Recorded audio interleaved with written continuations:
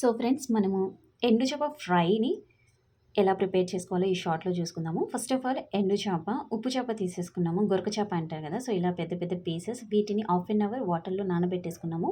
ఉప్పు ఎక్కువ ఉంటుంది కాబట్టి వాటర్లో నానబెట్టినప్పుడు కొంచెం ఉప్పు అనేది తగ్గడం జరుగుతుంది. క్లీన్గా వాష్ చేయండి ఇలాగా. సో నెక్స్ట్ వచ్చేసి ఆయిల్ అనేది హీట్ చేయండి. కొంచెమే ఆయిల్ పడుతుంది దీనికి.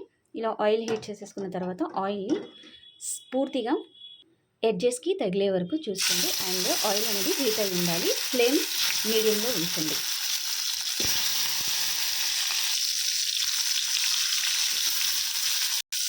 వెంటనే కదిలించొద్దు. ఫ్యూ సెకండ్స్ తర్వాత టర్న్ చేయండి.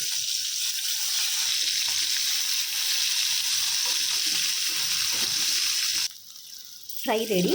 సో మీరు ట్రై చేయండి. పప్పుచారు, గోంగూర ఇంకా పచ్చళ్ళు సూపర్ టేస్ట్ ఉంటుంది. Thanks for watching.